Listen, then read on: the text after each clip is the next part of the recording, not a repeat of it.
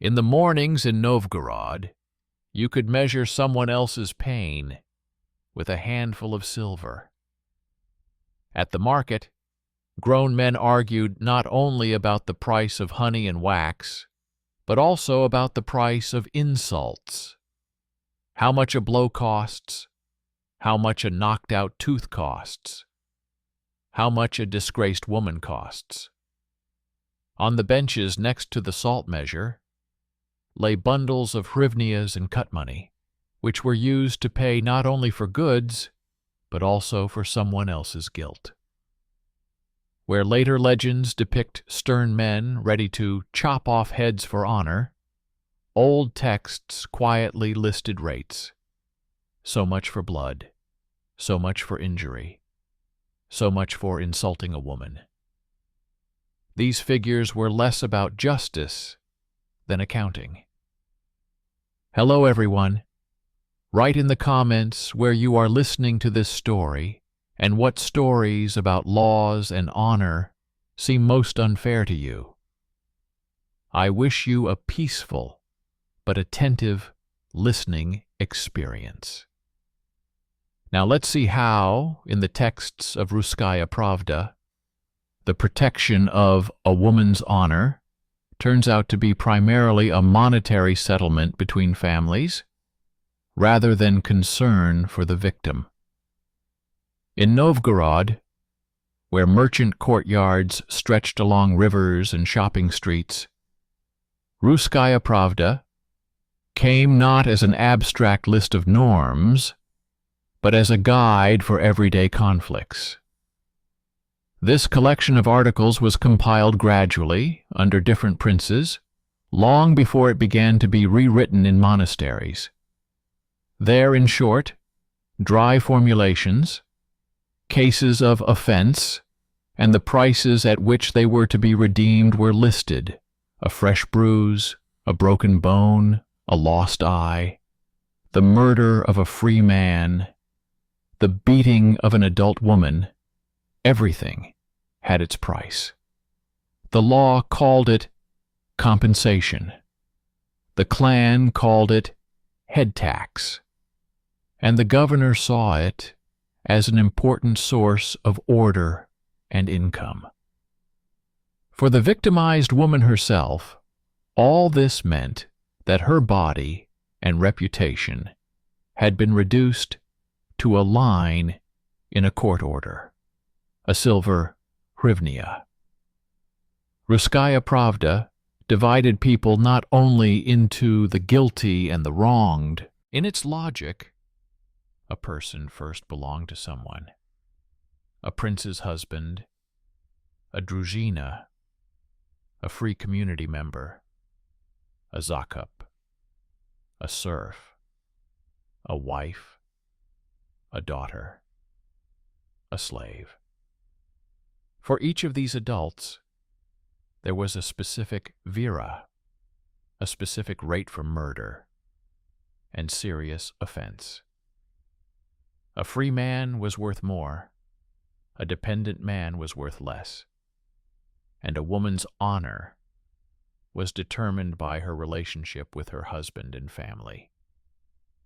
The texts did not contain descriptions of pain, only a dry formula.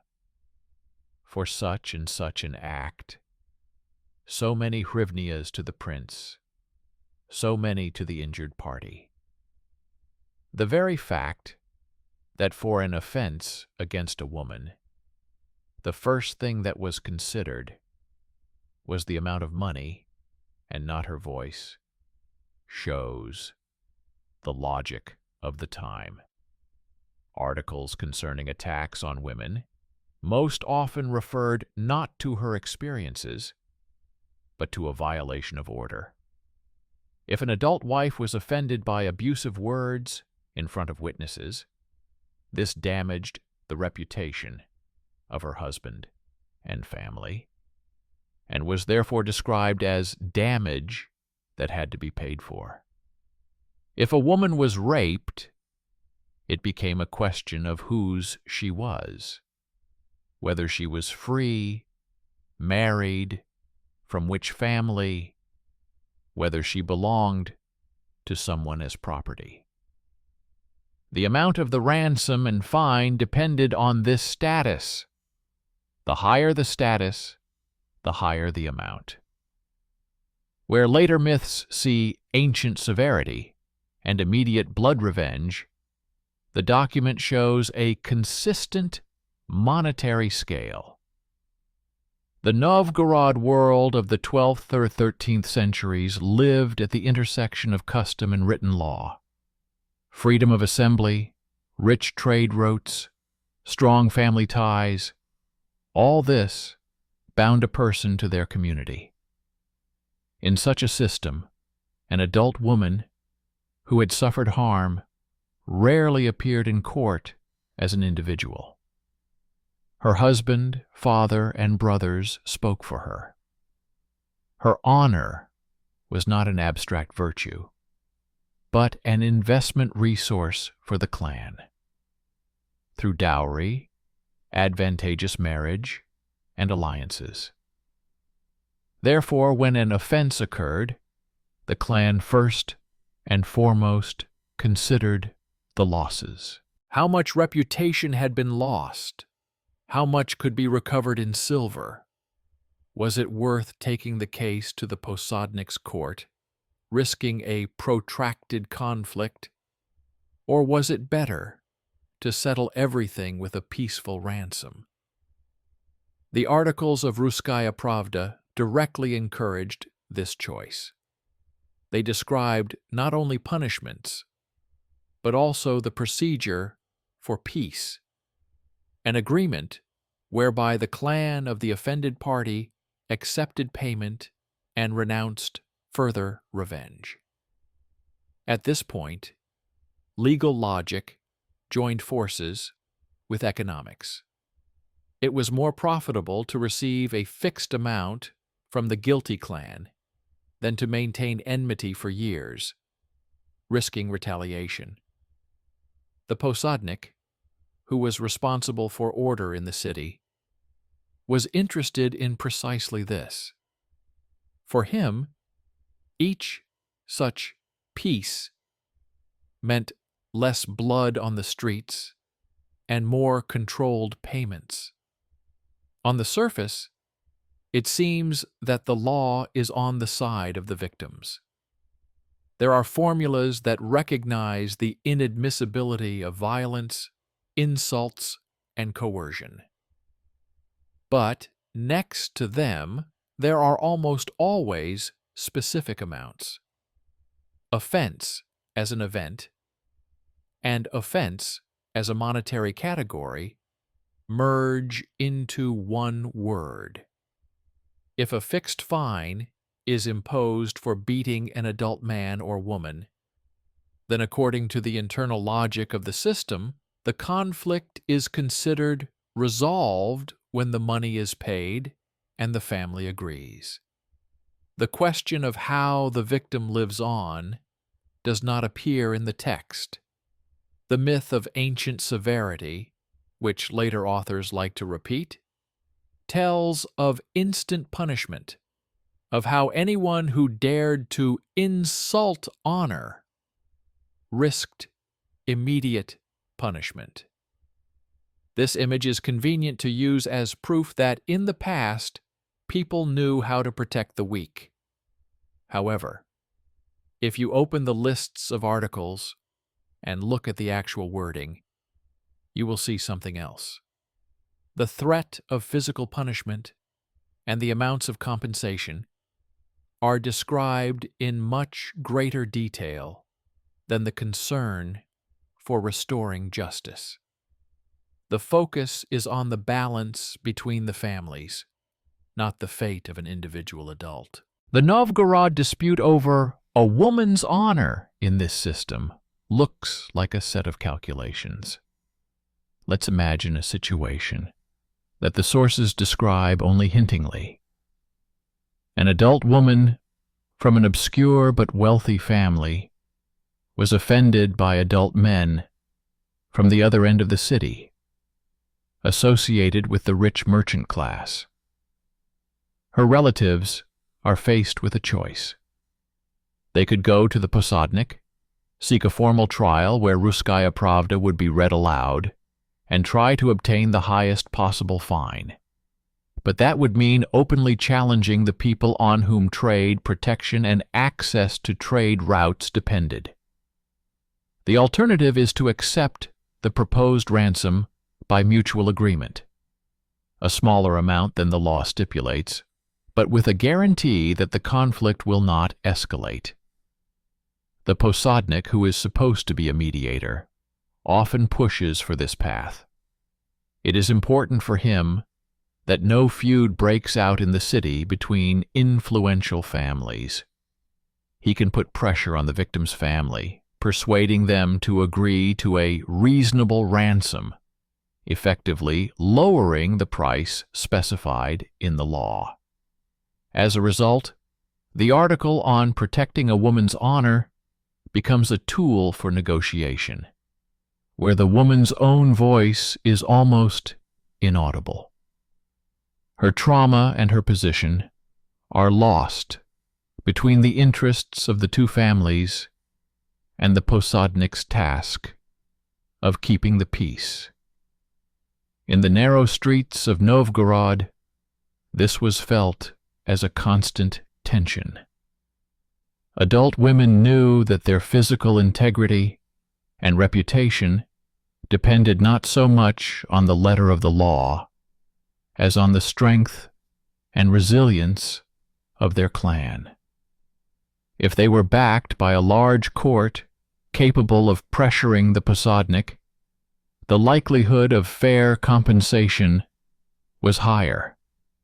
If the family was poor or divided, the article of Russkaya Pravda remained on parchment, and in real life, the offense could be reduced to an almost symbolic amount, or even an empty promise.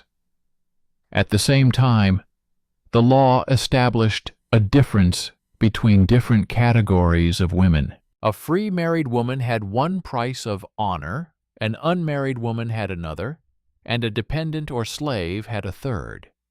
This meant that the law itself recognized that the harm caused to a woman's body was not equal. Its value depended on her economic and social usefulness. Where later romantic ideas speak of female honor as a sacred value, the text shows it as a function of status and the expected benefits of marriage, dowry, and work. Medical care in our usual sense is almost non-existent in this system. If violence or beatings left physical consequences, this was at most incorporated into the formula for injury, for which a higher amount was payable. The law is not interested in how exactly an adult woman's body suffers or what the long-term consequences might be. Its task is to assess the damage in silver, distribute it between the princely treasury and the family, record the fact of payment, and consider the conflict closed. For the victim, this meant continuing to live in the same city, among the same people, with the stigma of insult that no one had removed, but which had now been converted into numbers. Thus Russkaya Pravda, which was often credited with ancient justice and severity, turns out to be a document where justice is expressed through consistent monetary logic. It attempts to limit blood feuds, remove violence from the streets, and transfer it to the realm of payments, and squeeze the conflict between the lines of articles. But at the same time, there is almost no room for what we would today call victim protection.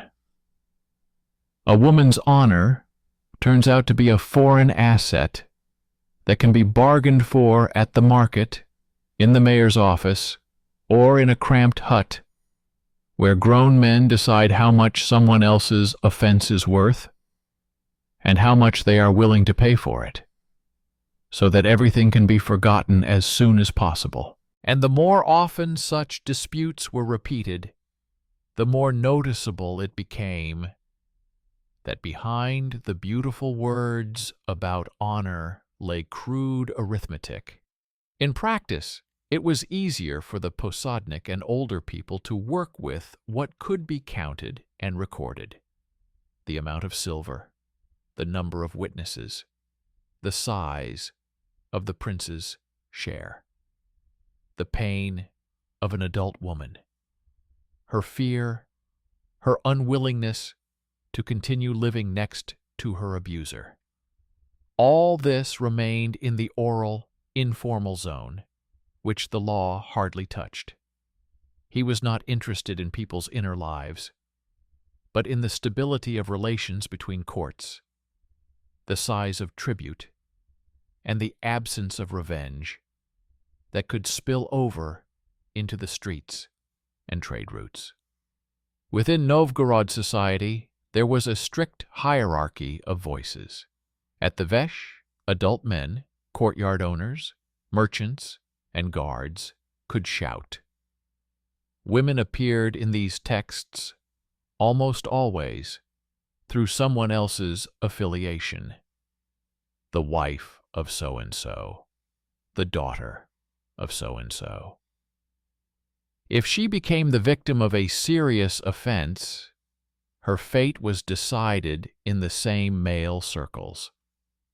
The clan believed that it knew better what was good for her. Sometimes this meant arranging a marriage with the very person who had caused the harm. This was how the loss of marital value was compensated for through a new union. Sometimes it meant marrying her off to another family, using the ransom money as part of her dowry. The law did not directly encourage this, but it did not prevent it either. It simply recorded the fact of payment, after which the authorities' involvement was considered complete. The texts of Russkaya Pravda that have come down to us in later lists appear almost impersonal. They do not name the victims or describe specific conflicts in Novgorod, but the structure of the articles allows us to reconstruct which situations occurred frequently enough to warrant codification. If different amounts are specified for the same offense depending on status, it means that disputes over the price occurred again and again. If there are cases where not only the guilty party but also members of his clan pay for a woman, it means that they tried to hold not just one person responsible, but the entire clan behind him. And each such case in reality meant not only the movement of silver, but also long negotiations, pressure, and threats of losing the support of the community. The church, which was gradually gaining strength in Novgorod, added another layer to this system.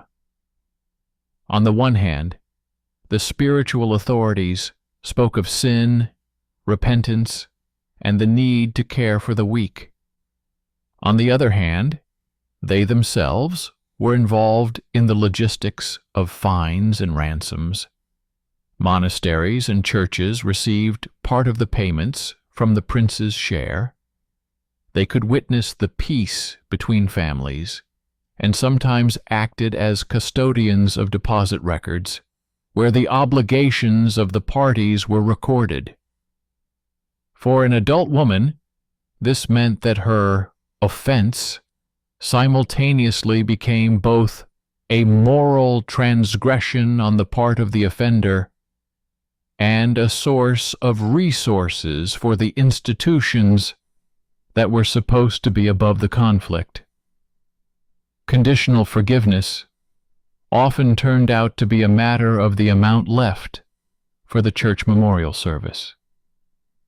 In everyday life in Novgorod, these processes seemed mundane and frightening. An adult could go to the market in the morning as usual and see the posádnik's men taking someone to the church or to the magistrate's office, not for torture or execution, but for assessment. First, they discussed what exactly had happened: public insult, assault, coercion.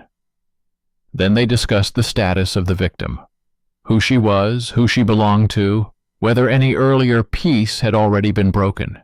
Then the assessment began. Did the required ransom correspond to the article of Russkaya Pravda? Were the relatives overestimating the price? Was the guilty party's side underestimating it? In these crude negotiations, a woman's honor became an argument for increasing or decreasing the amount, rather than an independent basis for defense. It is particularly telling that the victim's family consciously chose a ransom instead of a princely court, even when the law allowed for more severe measures. At the level of myth, it is customary to think that strict ancient law always sought the maximum punishment in order to prevent such incidents forever. At the level of the document, it is clear that many articles do not provide for corporal punishment at all, but immediately move on to money. For the family, this choice was rational. A serious conflict with a strong opponent could turn into a protracted feud, a threat to trade, and a danger to young men who could die in the clash. The adult woman who suffered became part of this calculation. Her suffering was weighed against other risks. In this structure, the posádnik played the role not only of judge, but also of manager of public peace. In Novgorod, where the vaishe could replace the prince, but could not abolish the need for trade and tax collection, he had to constantly balance between justice and profit. If every serious case of a woman's offense turned into a bloody example, the city would suffocate from internal war. Therefore, the posádnik often used his authority to pressure the peace. He persuaded the family to accept less than they wanted, hinted at possible problems if the dispute dragged on, and reminded them who owned the privileges that depended on power. It is important for us that such interventions left almost no emotional traces in the documents. We see only dry formulas. Peace was made. So much was given for the offense. The posádnik was between them. Behind them lies what in reality meant psychological pressure on the injured party. An adult woman whose body and name became the cause of conflict could be forced to agree with the decision of her elders, even if it was unbearable for her to live with it. Her silence or consent was not recorded anywhere.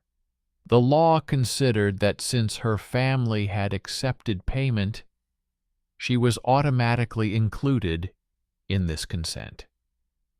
Against the backdrop of this practice, the legend of ancient strict protection seems particularly alien. Later chroniclers, writing in an era of other conflicts and other ideologies, liked to emphasize the severity of their ancestors, whom they attributed with instant retribution for any violation of honor. This picture conveniently contrasted the old days with the supposedly lax present. But a comparison of these stories with the text of Russkaya Pravda and the actual events in Novgorod shows that instead of unyielding justice, there was a complex system of bargaining, compromises, and tariffs, in which the adult body of a woman was not untouchable, but valued. The paradox is that Russkaya Pravda itself was indeed a step forward in its time compared to pure blood feuds. It limited the circle of those who could take revenge, transferred part of the conflicts to the plane of monetary compensation, and gave the posadnik and the prince a tool for intervention. Perhaps this reduced the number of murders and destroyed households. But if you look at it through the eyes of an adult woman who has been a victim of violence or humiliation, its humanity becomes much less obvious. For her, the key point was not that her family received silver, but that she continued to live in the same community, under the same gaze, without the opportunity to participate independently in the resolution of her case. This is precisely why the moment when, in addition to ancient articles, more detailed records of complaints begin to appear is so important in Novgorod history. At first, these may be notes in city books, mentions in monastery records, marginal notes that a certain household often complains of grievances. Over time, these notes formed a kind of register, a sequence of cases where not only the amount of the ransom was recorded, but also the nature of the case. For the authorities, this became a new tool of control. They could see which families were too often in the role of perpetrators or victims, where tensions threatened to erupt into rebellion, and where it was necessary to intervene in advance. However, for an individual woman, even the appearance of such registers does not mean automatic access to justice. The rates remain the same, the logic of compensation remains the same. The difference is that now her grievance is not only paid for, but also recorded in a long series of similar cases, turning a personal tragedy into a figure in general statistics. The monetary logic of justice is becoming more transparent, but this does not make it any less cold. The myth continues to tell of strict ancestors, and the document continues to count silver. And between them are living adults, in whose memory the offense does not dissolve into numbers, even if all the shares have long been paid. This logic is especially evident in cases where a woman's grievance conflicts with the interests of two powerful families. Then Russian truth, seemingly the same for everyone, begins to act as an instrument of political balance, rather than protection for the adult woman who has suffered. If the guilty party belongs to an influential group, the tariff itself becomes a diplomatic field. The victim's clan demands the full amount. The guilty party's clan tries to reduce the payment, and the governor looks for a way to keep the parties from armed conflict. In these negotiations, the woman disappears again. Her pain is not measured. Her fear is not discussed.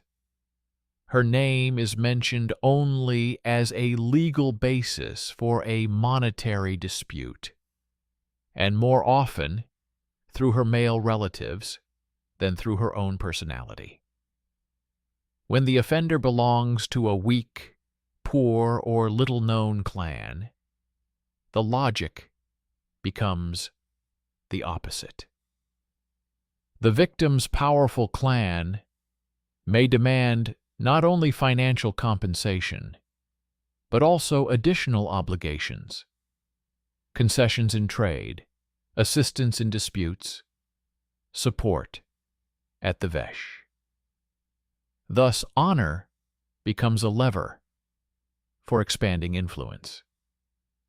Seeing that the situation could escalate into a chain of revenge, the posádnik intervenes, offering peace on terms that are primarily beneficial for maintaining public order. In these circumstances, the law serves as a formal framework, but the real balance of power is decided where the senior men of the two families sit, those who have the right to speak on behalf of their adult women, even if they are opposed.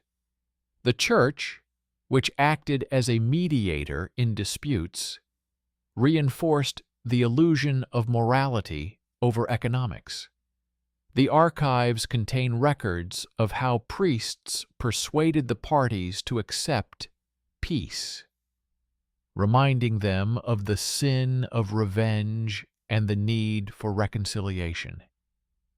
But the same documents record payments to the Church. Part of the ransom went to commemorations, part to the needs of the Church. It was as if the spiritual authority itself confirmed that the tragedy of a woman was an event that could and should be formalized in monetary terms. Even when the Church spoke of care, its accounting confirmed that offense was primarily a financial fact. A turning point in this system becomes apparent when cases begin to appear in which the victim's family refuses to go to court in favor of a private settlement. Formally, the court could have awarded higher compensation, could have demanded an oath, could have punished the guilty party. But the family refuses these mechanisms because a private agreement allows them to get money faster, avoid publicity, save face, and sometimes get a greater benefit, not only in silver, but also in the terms of the union. In these decisions, the woman becomes a figure of strategic silence. The law allows her to be the cause of the case, but not the subject of choice. The posádnik, whose power depends on the stability of the city, uses such cases as part of his daily work. He puts pressure on the parties not with threats, but with hints about the future. If the dispute drags on, trade will suffer. If the family refuses to make peace, it will lose support at the vesh. If the ransom is too high, the guilty party may flee, creating a new problem. In the end, the solution is a compromise in which the reality of an adult woman's trauma dissolves into calculations of the stability of the city market and the political balance of the streets of Novgorod. Sometimes what today would be called institutional cynicism occurred. If the victim belonged to a poor family, her honor was worth less in all three respects. According to the law, according to the position of the family, and according to the interests of the posádnik. The poor had less political weight, fewer opportunities to defend their interests, and less chance of obtaining a larger ransom. In such cases, the amount of the payment could be minimal, and sometimes the family of the guilty party would turn the case into an example of their own generosity, paying a little more to create the appearance of justice. It was a game of nobility, where the real fate of the woman again became less important than the image of the family in the eyes of the city. Gradually, such cases began to accumulate in city records and monastery books.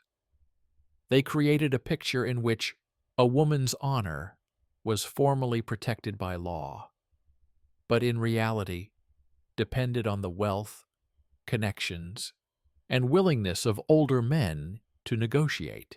When later chroniclers wrote about ancient strictness, they rarely mentioned these practices. It was more convenient for them to talk about harsh laws than about the everyday arithmetic of human pain. But the document shows precisely this arithmetic. Rates, shares, exchanges. The law prescribes the amount, the clan sets the price, the mayor approves the compromise, and the woman remains on the sidelines of decisions that affect her life. And the more such cases were recorded, the clearer it became.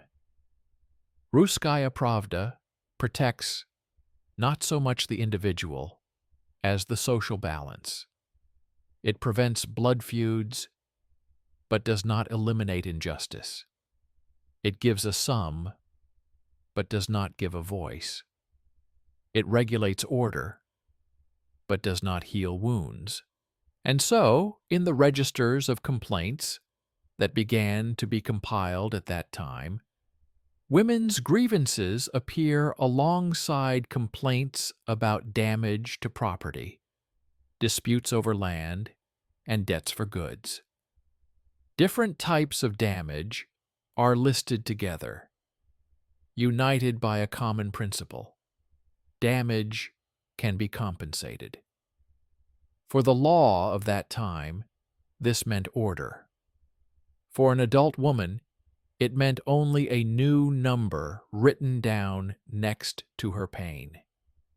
It is in such cases that the hidden logic of the Novgorod system becomes apparent.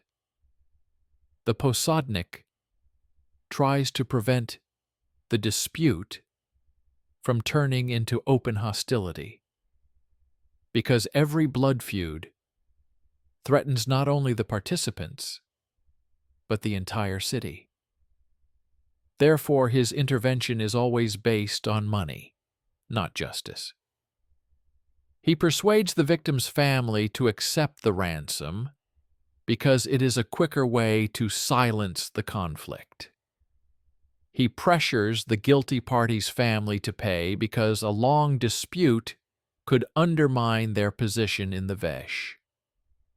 The law prescribes the amount, but the real bargaining takes place between men, who decide what size ransom will allow everyone to get out of the situation with their status intact.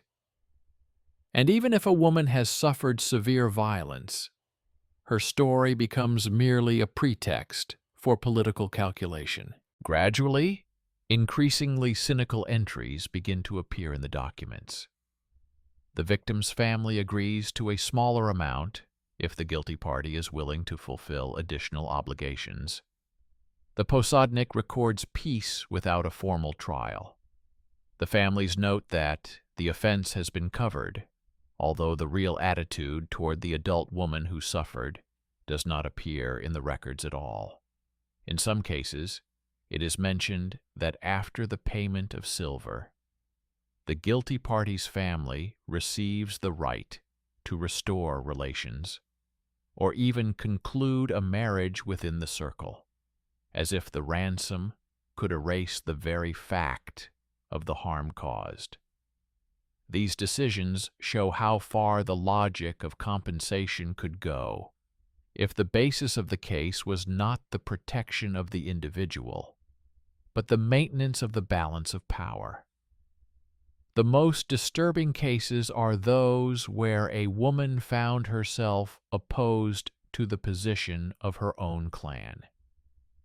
There were situations when the victim demanded a trial in a mature voice, but the clan refused because the ransom was more profitable than a public trial. In such cases, her will was turned into unwanted noise.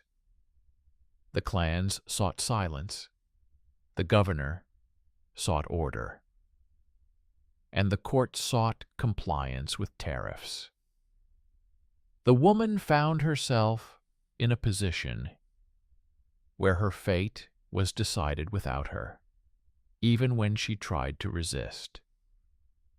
and Russkaya Pravda, was strict in this regard. If the clan accepted the ransom, the case was closed, and there was no further protection for her. In even more grim episodes, the ransom became a tool of pressure. If the victim's family demanded too much, the governor could remind them that an excessive price looked like an attempt to make a profit, and that cast a shadow on their reputation. In such cases, the family was forced to agree to a smaller amount, because otherwise they would fall into the category of those who trade in honor. And once again, the woman disappeared from the decision. Her trauma became a reason for political games, in which the stake was not her safety, but the reputation of the family. Cases where the family refused compensation altogether were rare, and surprised the judges because they violated the usual system of calculations. Sometimes the posádnik intervened in such a way that his intervention formally looked like the protection of order, but in fact served another purpose. If the conflict threatened the stability of the city, for example, if two large clans were on the verge of open hostility, the posádnik imposed peace even against the will of the injured party. This could include forcibly reducing the ransom or attempting to distribute responsibility differently than required by law. The posádnik acted not as a defender of justice, but as the manager of the city's security mechanism, for whom every grievance was a potential spark. In these situations, it was women who became the ones whose pain was sacrificed for the sake of peace in Novgorod. And when you look at the accumulated records, grants, acts, decisions, protocols, a frightening picture emerges. The system, created to prevent blood feuds, did indeed accomplish this task. But it did so at the cost of the victimized woman's disappearance from her own history.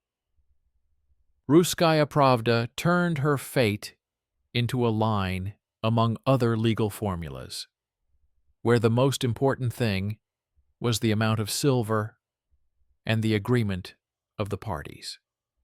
The clan, the posádnik, and the city decided what was considered sufficient compensation.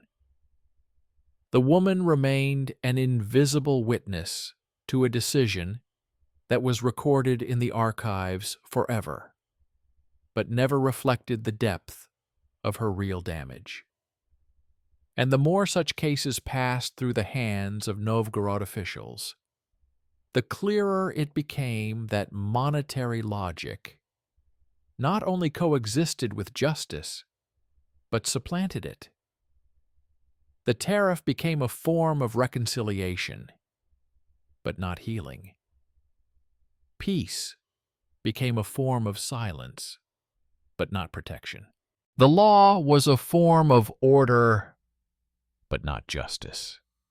This part of Novgorod's history shows how society can create a system of compensation that stabilizes the city but breaks destinies, leaving an adult woman between the lines, where her name becomes merely a legal label and her pain a reason for calculation.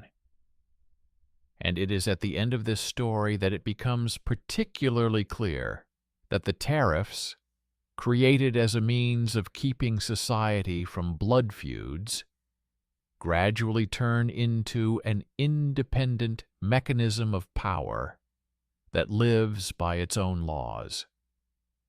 The Novgorod registers of complaints which appeared later, record dozens of cases where adult women tried to appeal directly to the posadnik or to the court, bypassing the will of the clan. These attempts almost always ended the same way.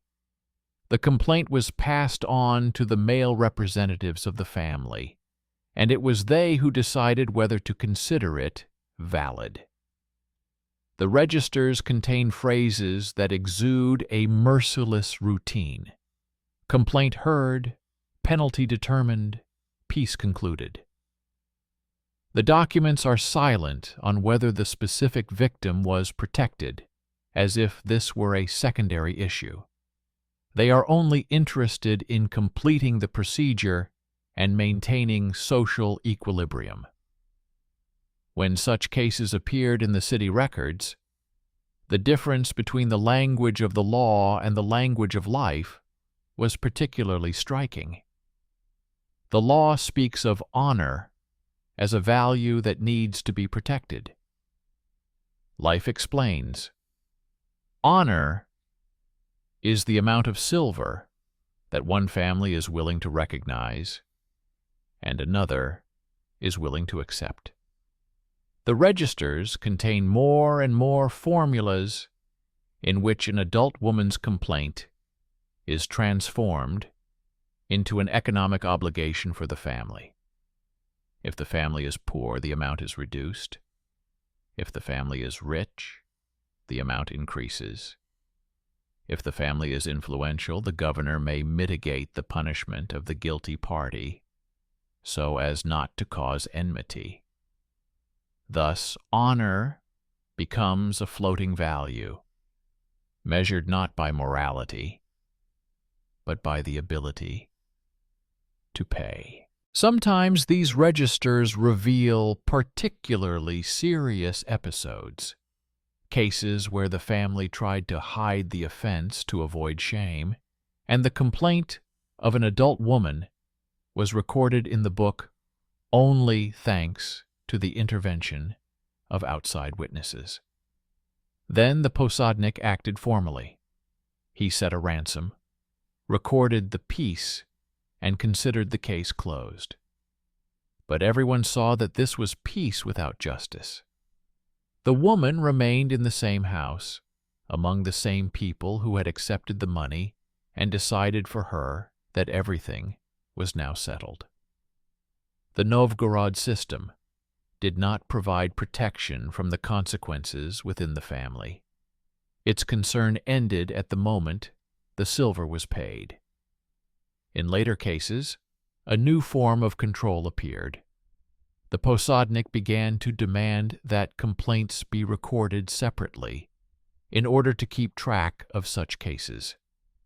Formally, this looked like a step towards order.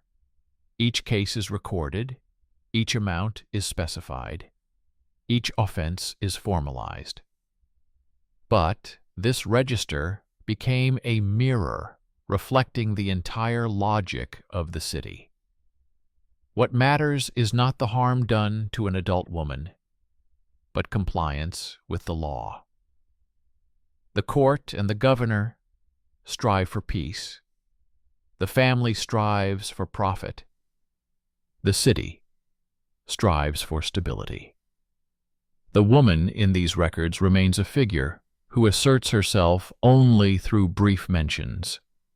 Suffered, offended, received silver.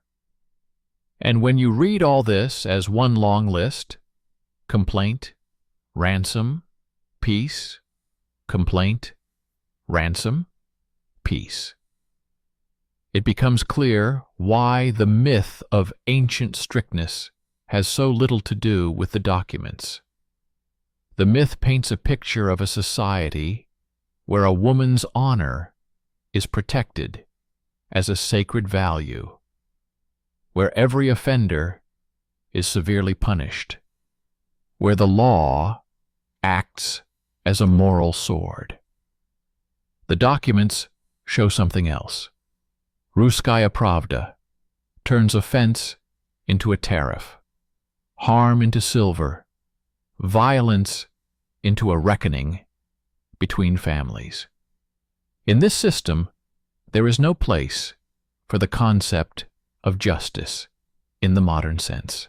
There is only an attempt to maintain peace at any cost, even if it means exchanging a human destiny for a sum of money written down on a line.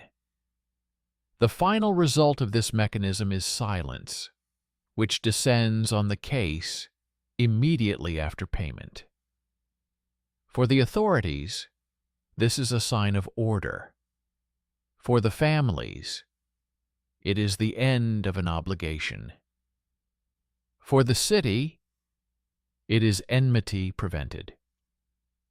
But for the adult woman who caused this reckoning, it means disappearing from her own history.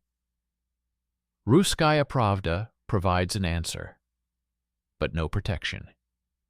It sets the amount, but does not establish justice. This is the dark essence of the Novgorod dispute. The tariff works, but the person is lost between the lines.